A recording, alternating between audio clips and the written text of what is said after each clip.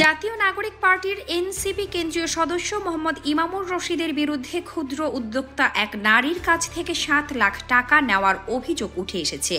সেই সংক্রান্ত একটি ভিডিও ইতিমধ্যে সামাজিক যোগাযোগ মাধ্যমে ছড়িয়ে পড়েছে এবং তা ভাইরাল হয়েছে।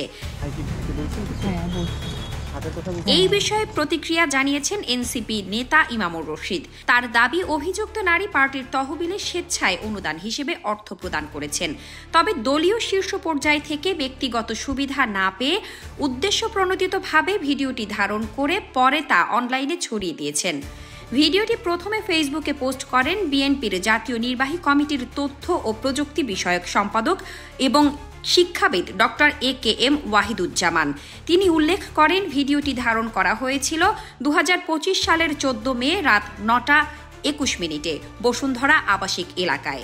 সেখানে দেখা যায় ইমামুর রশিদ একজন নারীর কাছ থেকে 7 লাখ টাকা নিচ্ছেন। অভিযোগ রয়েছে, প্রতিশ্রুতি অনুযায়ী কাজ বা প্রকল্প না দিয়ে এনসিপিকে মোট 48 লাখ টাকা অনুদান নেওয়া হয়েছে। বিষয়টি নিয়ে ফেসবুকে নিজের অবস্থান ব্যাখ্যা করেছেন ইমামুর রশিদ। তিনি জানান, ওই নারী মে মাসের শুরুতে আমাদের অস্থায়ী পার্টি অফিসে এসে স্বেচ্ছায় অনুদান দেওয়ার আগ্রহ প্রকাশ করেন। তিনি একাধিকবার পার্টির কেন্দ্রীয় নেতাদের সঙ্গে সাক্ষাৎ করেছেন এবং জানান যে পূর্বে তিনি জুলাই শহীদ স্মৃতি ফাউন্ডেশনেও অনুদান দিয়েছেন, যা আমরা পরে যাচাই করি। ইমামুর রশিদের ভাষ্য অনুযায়ী ঘটনার দিন ওই নারী পার্টিকে 10 লাখ টাকা দিতে চেয়েছিলেন এবং তিনি ফান্ড সংগ্রহের দায়িত্ব পালন করেন মাত্র। তিনি আরও বলেন, আমি শুধু আমার উপর অর্পিত দায়িত্ব পালন করেছি এবং ফান্ডটি কোষাধ্যক্ষের কাছে জমা দিয়েছি।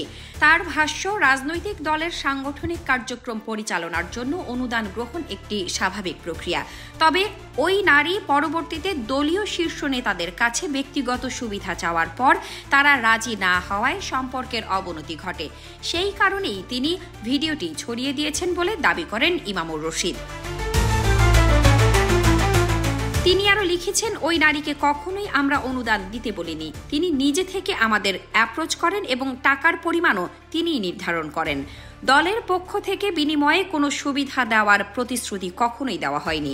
তিনি স্পষ্ট ভাষায় বলেন, আমার সততা নিয়ে কোনো প্রশ্ন উঠলে আমি স্বেচ্ছায় শাস্তি গ্রহণে প্রস্তুত। এই ঘটনা সামনে আসার পর এনসিপির পক্ষ থেকে একটি ফান্ড পলিসি তৈরি করা হয়েছে এবং অনুদান গ্রহণের জন্য ডোনেশন ওয়েবসাইট চালু করা হয়েছে বলেও জানিয়েছেন ইমামুর রশিদ। শামসাদ শাহনীন, দৈনিক আওয়ার বাংলাদেশ।